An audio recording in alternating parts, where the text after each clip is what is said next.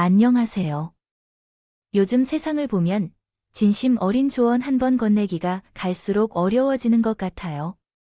좋은 뜻에서 건넨 선의의 한마디가 자칫하면 꼰대라는 반응으로 돌아오기 쉽다는 점을 알기에, 하지만 저는 어른들의 말씀에는 배울 점도 참 많고 삶을 이롭게 하는 힘이 있다고 생각해요. 인생 선배로서의 지혜와 삶의 경험이 진하게 녹아들어 있는 말을 듣게 되니까요. 그 중에서도 세상이 어떻게 변해도 변함없을 진리라고 생각하는 말이 하나 있어요. 그게 무엇인지요? 뭐니 해도 건강이 최고다 하는 말이죠.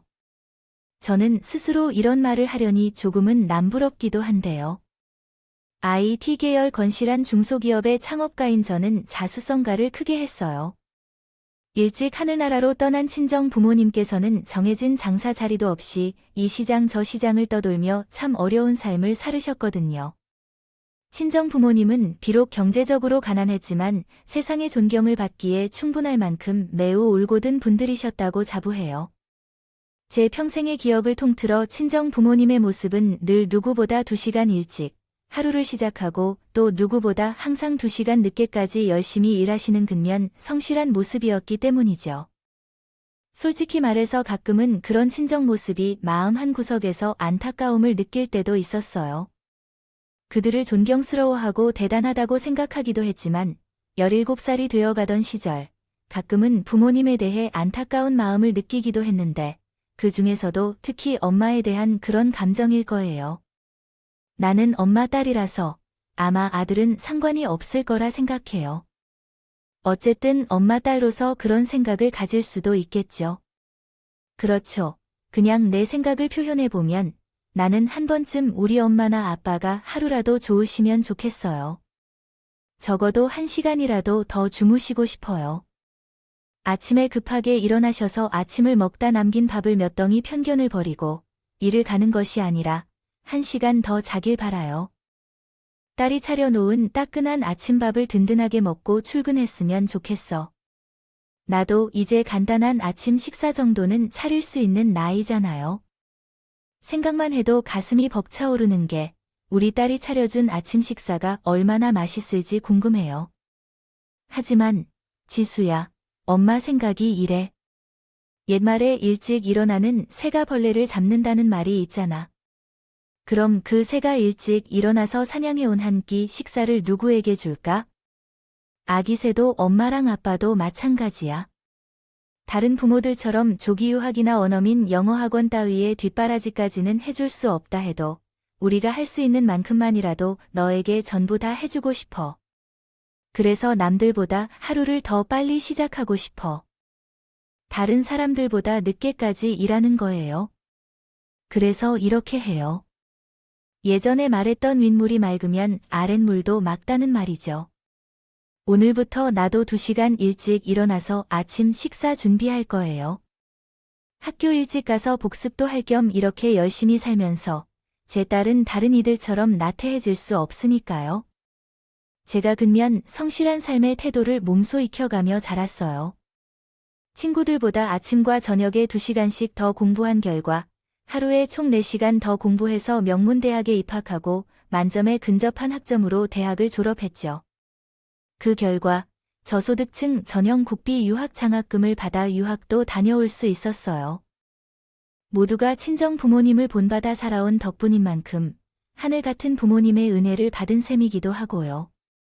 비록 반찬이라고는 김치 하나가 전부일 정도로 가난하지만 주변 모두에게 성실하다고 인정받는 남편까지 떡하니 얻었으니 금상첨화였고요. 살아생전 친정 부모님의 모습처럼요. 다만 딱 한 가지 제가 살아오면서 크게 간과했던 지점이 있었어요. 그게 바로 건강이었죠. 30 초반, 결혼 1년차 새댁이던 무렵부터 어쩌다 한 번씩 아랫배에 이상한 불쾌감이 느껴지기 시작했어요. 생리혈이 갑자기 많아지고 체중도 조금씩 줄어들었어요. 하지만 당시에는 회사 업무가 너무 바빴던 결과 이러한 신호들을 무시해왔던 것이었습니다. 모든 사건의 시작점이 된 그날, 전 며칠째 사무실에서 밤새 업무를 처리하는 중이었습니다. 회사의 가장 중요한 거래처인 모준경 기업과의 업무 협약 갱신을 준비해야 했기 때문에 내용들을 조율하는 일이 많았습니다. 회의 중에 제가 깜빡 졸았는지 모르겠지만 눈을 뜬 곳은 대학병원의 응급실이었습니다. 저는 어리둥절했습니다. 그렇지만 탓이나 할 겨를은 없었습니다. 점고 큰 문제가 생길 것 같아 하는 심정으로 대수롭게 넘겼던 게 예전이고요. 하지만 그것이 제 인생에서 가장 위태로운 실수가 될 줄은 꿈에도 생각지 못했습니다. 잠에서 깬 나는 제 곁에 남편과 시모가 있었어요. 하늘나라에 계신 친정 부모님을 대신해 편안한 삶을 책임지고 계셨습니다. 남편은 건강검진을 받아야 한다는 의사의 권유를 전해주었고, 그 시점까지는 단순히 평범한 건강검진 정도로만 이해하고 넘겼습니다. 그동안 업무에 몰입하여 자신을 희생한 탓에 피로가 쌓여 결국 기절할 뻔한 상황이었죠. 당연히 크게 걱정할 이유가 없다고 생각하며 수액을 맞으며 하루 자고 나면 다시 일상으로 돌아올 수 있을 것만 같았습니다. 회사 이익을 위해 헌신하는 직원들을 위해 의료 혜택을 확대해야 한다는 생각도 들 만큼 마음이 어지러웠지만요. 검증 결과를 받아들이는 상황이었던 그날, 급하게 변화하기 시작했어요. 서지수 선생님의 보호자분은 계시지 않나요? 남편은 휴가 신청을 하러 잠시 회사에 나갔고, 어머님은 화장실에 계셨는데요. 성인이라도 꼭 보호자가 필요한가요? 아무래도 혼자 듣는 것보다는 의지할 보호자가 곁에 있는 편이 환자에게 더 좋을 것 같아요. 무언가가 엄청 잘못된 것 같습니다. 순간적으로 가슴이 철렁 내려앉았어요. 그때 시모가 화장실에서 돌아와서 제 생각은 현실이 되었어요. 가족 중에 특별한 병력이 있으신가요? 시가족이 아니면 친척분들이요. 부모님이 암으로 양성 판정을 받은 것이 어렵겠군요. 환자가 정확한 결과를 얻을 때까지 몇 가지 추가 검사가 필요할 것으로 보입니다. 복부에서 발견된 종양이 양성 종양이라는 초기 진단을 받으셨는데 암으로 추정되는 상황입니다. 조직 검사 결과가 선생님의 의견과 일치하고 자궁암 진단을 받으면서 이를 알게 되었습니다. 자궁암은 다른 암과 달리 통증이나 명백한 증상이 드러나지 않아 진행이 많이 된 상태에서 발견되는 경우가 많다고 합니다. 다행히 자궁암은 온전히 조치가 취해질 수 있습니다. 예후가 좋은 편이어서 치료 후 생존율이 80%에 가깝다고는 하지만 저처럼 사기까지 접어든 상태로 발견된 환자들의 경우 생존율이 확 낮아져요. 대략 25% 남짓한 정도로요. 청천벽력 같은 소식은 거기서 그치지 않았어요. 제 담에는 아직 한창 젊으니 25% 생존율 안에 충분히 들 수 있을 거라는 기대를 품고 있었는데요. 알고 보니 암이라는 병은 젊은 사람들에게 훨씬 위험한 병이더라고요. 젊은 만큼 세포 생성이 빠르고 많은데 덩달아 암세포도 빠르고 많이 생성되기 때문이래요. 이래저래 긍정적이라 할 수 없는 암울한 상황이었죠. 그 무엇보다 유독 제 가슴을 아프게 만든 것은 아이를 가질 수 없다는 진단이었어요. 부모가 될 수 없다는 슬픔이었어요. 그나마 다행이었던 건 제가 세상을 허투루 살지 않았다는 것 같았어요. 그동안 성실하게 살아온 삶은 좌절에 빠지도록 내버려두지 않았어요. 덜컥 환자가 되어버린 제가 암병동에 입원했다는 소식이 전해지자 참 많은 분들께서 찾아와 힘이 되어 주셨거든요.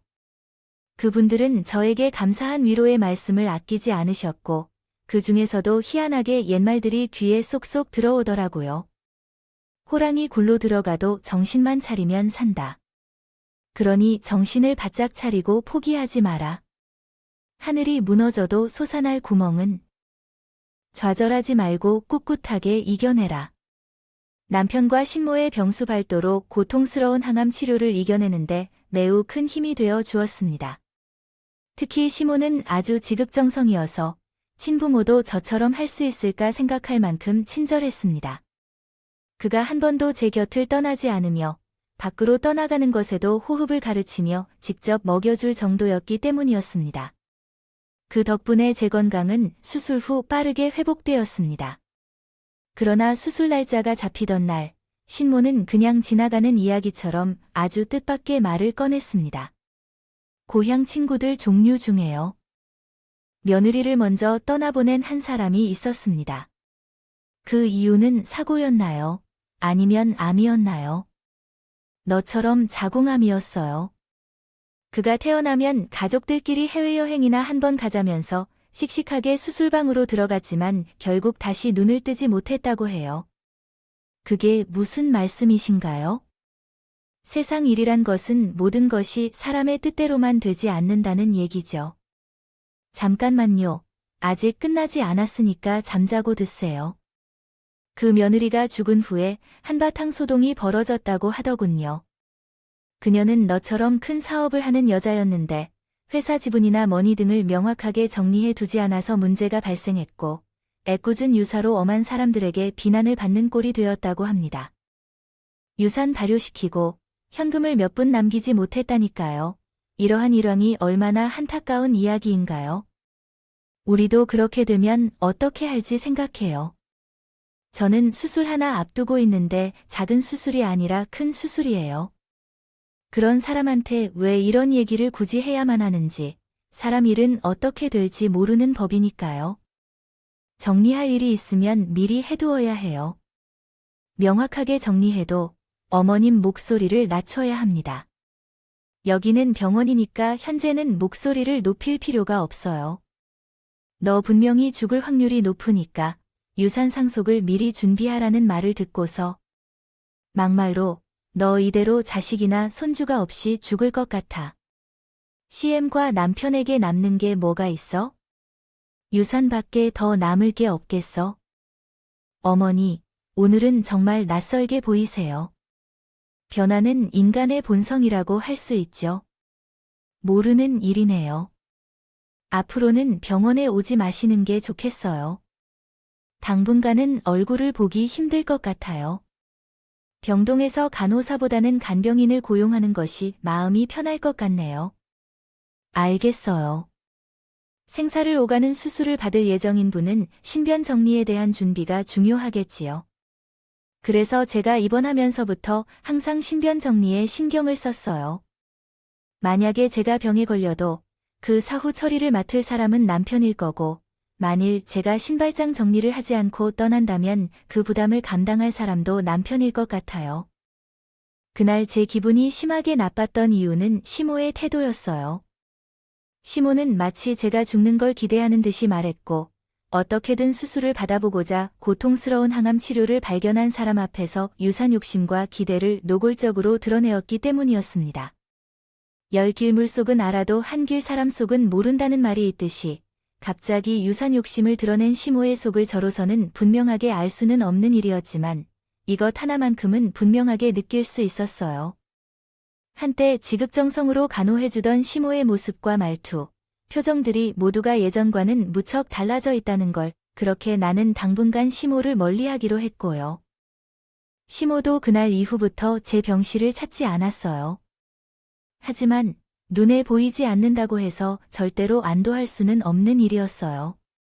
시모가 끼니 때마다 제 건강 상태를 확인하는 문자를 보내오기 시작했거든요. 제가 답장을 한 번도 보내지 않았는데도 꿋꿋하게 문자를 전송하는 시모의 행동은 생각할수록 꺼림칙했어요. 암 환자 며느리의 건강을 확인하는 일이 무슨 문제라도 되냐고요. 시모의 메시지는 아주 평범하게 안부를 묻는 말로 시작했어요. 진짜 문제는 그 뒤에 붙어있는 마지막 문구들이었죠. 먼저 떠난 친정 부모님이 보고 싶지 않냐는 둥.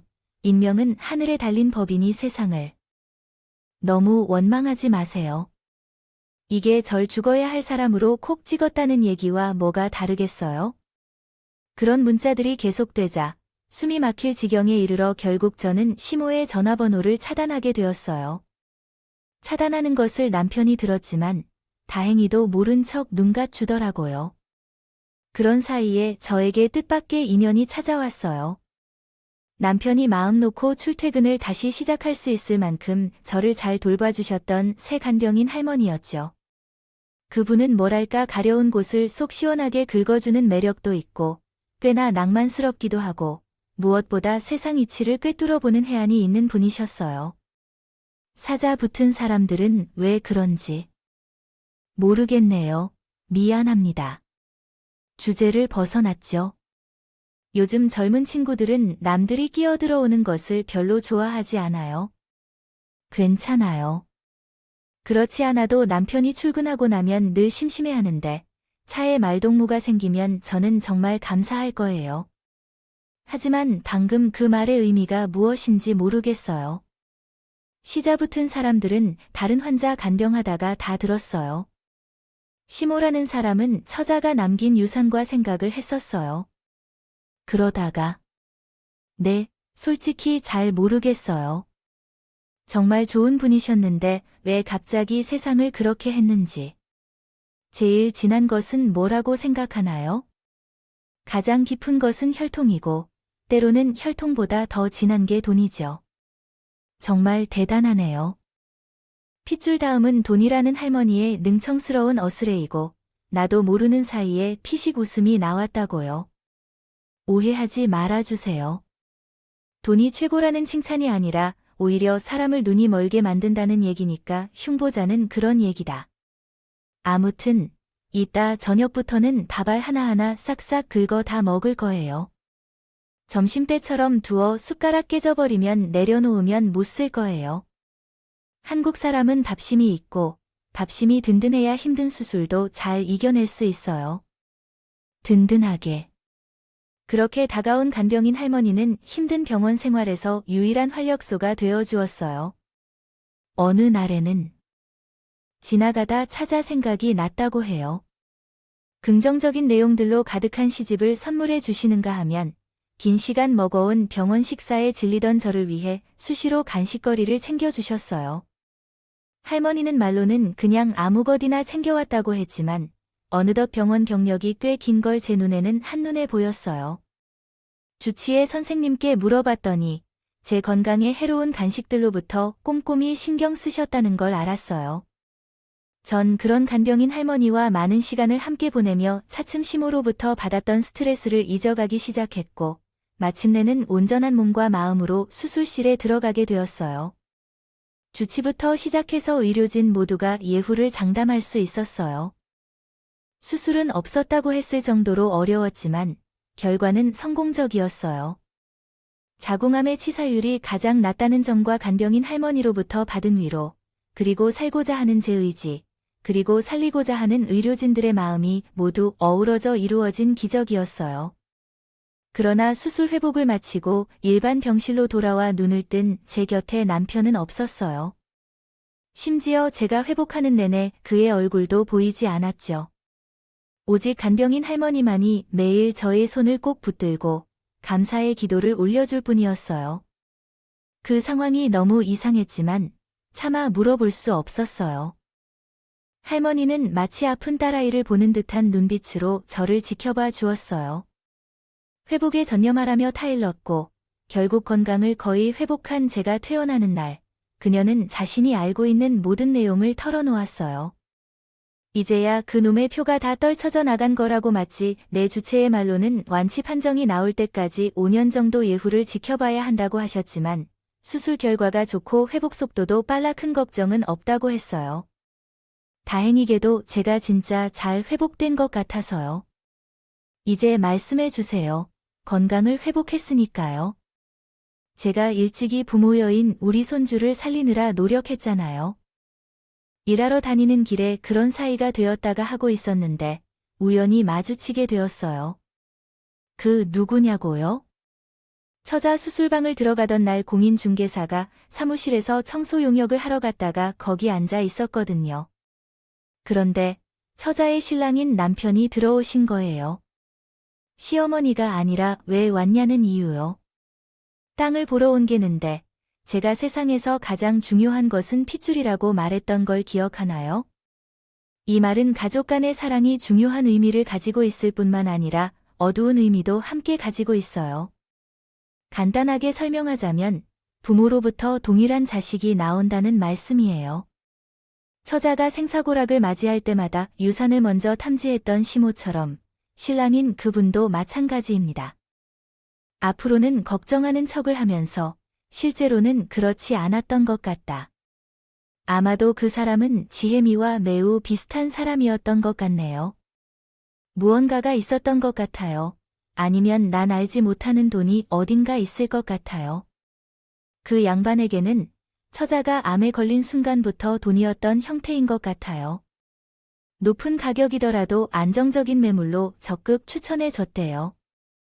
아내의 수술이 잘못되면 내 재산 전부가 유산으로 넘어갈 수 있다는 말이며 수술이 성공해도 별 소용이 없다는 핑계로 이혼 소송을 넣어서 재산을 반반씩 나눠 갖겠다는 의도로 위원을 걸고 싶어 하는 것 같네요.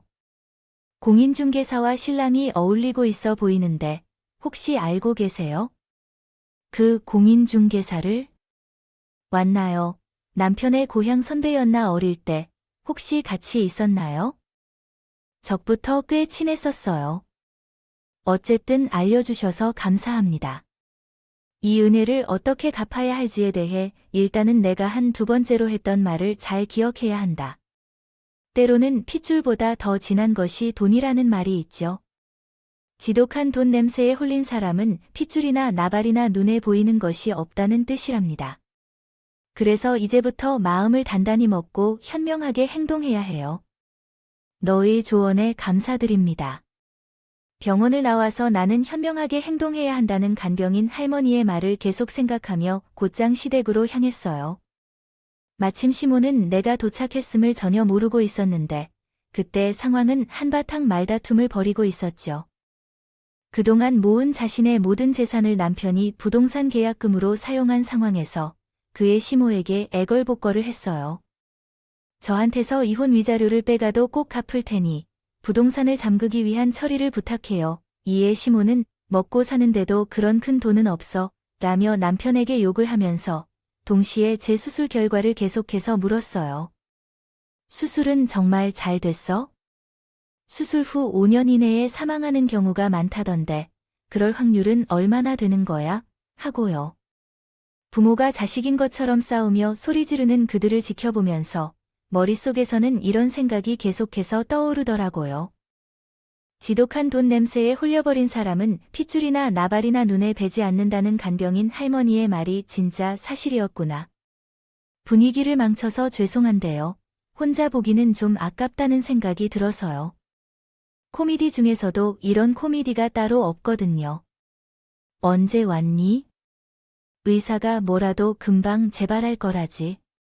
어머님 입장에서는 불행하게도 수술 예후가 아주 좋답니다. 회복 속도도 빠르고 앞으로 큰 걱정 없겠답니다. 왜요? 실망하셨어요? 유산 못 가져가게 돼서 근데 좀 웃기지 않아요? 만에 하나 수술이 잘못되었다 쳐도 그건 남편. 목이지 어머니 앞으로 돌아갈 돈이 아닌 걸로 하는데 내 눈은 아들 돈이고 아들 돈이 모두 내 돈이지. 부모와 자식 사이에 그런 걸 따져봐야 하는 것이 아니에요. 이건 아니죠, 엄마. 결혼해서 이혼하고 나왔으면 엄연히 다른 주머니가 되는 걸 모르시죠. 당신은 두 번째니까 기다려 주셔야 해요. 얘기 나온 김에 한번 물어보겠습니다. 유산이 왜 갑자기 탐이 난 걸까요? 원래 그런 분이 아니셨는데.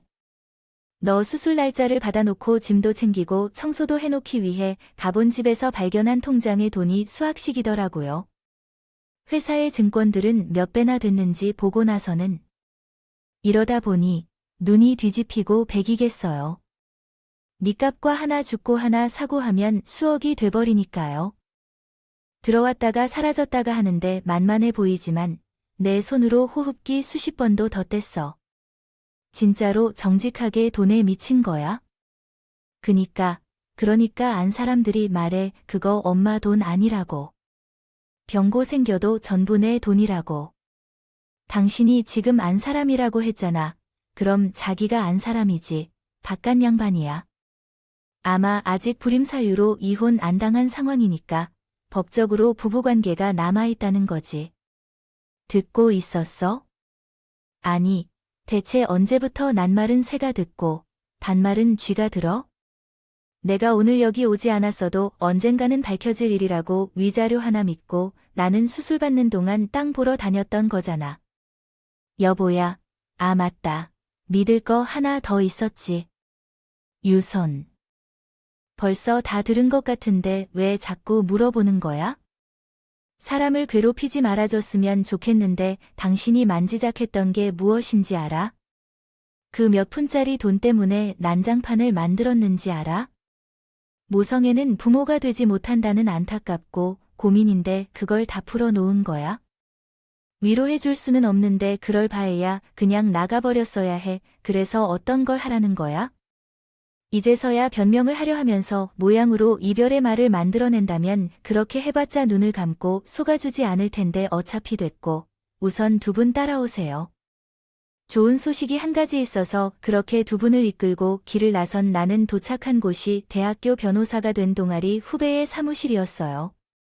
외국어를 모르는 남편과 시어머니가요. 변호사 사무실 때문에 기가 팍 죽어 있는 사이에 저는 변호사를 향해 담담하게 말했어요. 누가 그랬더라? 사람 일 어떻게 될지 모르는 거라고. 그래서 내 모든 재산에 대한 상속권자를 미리 지정해 두려는데 현재 가능한가요? 특별히 지정한 사람이 있다면 말해주세요. 뭐라고 그러세요? 당연히 남편인데. 그 말에 남편과 시모의 얼굴에서 화사한 미소가 나타나려던 순간에 이혼 소송도 접수해 주세요. 귀책 사유는 모두 그 인간 쪽으로 돌아갑니다. 무슨 놀라운 얘기를 하는 건가요? 위자료로 재산을 반 갈라먹으려고 한 만큼 간땡이가 땡땡해서 부양하는 양반께서 무슨 소리를 하는 거예요? 여보, 증거 없는 얘기입니다. 변호사님 변론은 법원 판사 앞에서 하는 것이고 인간이야. 그리고 증거가 없다는 것은 왜 없는가? 죽음의 코앞까지 다녀온 내가 그래서 1분 1초가 얼마나 소중한지 누구보다 뼈저리게 깨닫고 돌아온 내가 꿈에서라도 다시 마주보고 싶지 않은 당신들과 굳이 말까지 섞어가며 괜히 이러쿵저러쿵 시간을 가졌겠냐고. 말을 마친 후에 휴대폰으로 녹음된 파일을 재생했어요. 조금 전 시댁에서 남편과 시모에게 제가 일부러 캐물었던 내용들이 전부 담겨 있는 녹음 파일이었어요. 그 순간 사색이 된 남편과 시모는 제 앞에 무릎을 꿇고 한 번만 봐달라며 싹싹 빌기 시작했고 저는 금방 1km 이내에서 왔다. 얼씬조차 하지 않겠다는 그들의 약속의 말을 녹음한 뒤에야 우리는 위자료 없이 이혼에 합의했어요. 합의가 끝나자 무섭게 꼴사나온 그들은 주랭랑을 쳤고 그날은 콩밥을 콧구멍으로 쑤셔 먹여도 30년을 먹여도 모자란 그들을 저는 위자료도 받지 않은 채로 얌전히 이혼해주는 이유가 있었어요. 내가 알다가도 모르겠어. 선배에 대해서 말이야. 응, 내가 괜히 변호사를 할 필요가 없어. 다 맡기면 위자료와 정신적 피해 보상도 함께 얹어 제대로 받을 수 있었을 텐데. 그러니까 왜 협의 이혼을 해줘야 하냐고 말이야. 굳이 내가 집을 받지 않아도 어차피 인생 파탄이 예약되어 있으니까. 우리 집은 원래 매우 가난한 집이었고 게다가 부정한 부동산 거래로 얻은 계약금을 전재산으로 걸어두었습니다. 그 돈을 제게서 빼앗아 해지료로 사용하려 했지만 그 돈 또한 날아가 버렸습니다. 그러니 전재산도 싹 날아갈 예정이라는 말이기도 합니다. 인과응보의 원리로 남편은 자책해야 했고 우리 부동산의 잔금을 치르지 못해 계약금 전액을 소멸시켜버렸습니다. 가끔은 돈보다 핏줄이 더 굵다고 할머니가 말한 대로 남편과 시모 간의 관계가 그런 모양이 되었죠. 남편은 부동산의 잔금을 대신 지불하지 않아서요. 시모를 원망하고 시모는 시모대로 괜히 너까지 헛된 수작 부리다가 이혼당하는 바람에 잘나가는 부자의 며느리로 끝마저 떨어져 버렸다면서 남편을 원망하며 살고 있죠. 저는 건강을 다 회복했어요. 암 수술한 지 어느덧 8년 차에 접어들었으니 완치 판정은 진작에 받은 상태고요. 건강이 가장 중요하다는 깨달음 아래 운동이라는 몸관리에 신경 쓴 덕분에 암 투병 이전보다 훨씬 건강한 상태예요. 간병인 할머니는 어떻게 되었냐고요? 물론 꾸준히 은혜를 갚고 있죠. 다만 금전적인 보상은 거절하시더군요. 제 발로 직접 할머니를 찾아가 자주 얼굴을 비추며 인연을 이어가고 있을 뿐이에요. 할머니께서 어떻게 은혜를 갚아드려야 하는지 물으셔서 한 번 더 가르침을 주셨는데요. 진정한 은혜를 갚는 방법은 발과 얼굴로 갚는 것이라고 말씀하셨어요. 외로운 삶에 종종 찾아뵙고 인연을 이어가는 것이야말로 참된 보답이라고 하셨어요. 제 이야기는 여기까지입니다. 뭐니 해도 건강이 최고라는 말을 잊지 않으셨죠? 항상 건강하시고 또 건강하시길 기원합니다. 여러분, 사연 댓글에 응원과 현명한 조언을 부탁드립니다. 좋아요와 구독은 저에게 큰 힘이 됩니다. 오늘도 좋은 일 가득하시길.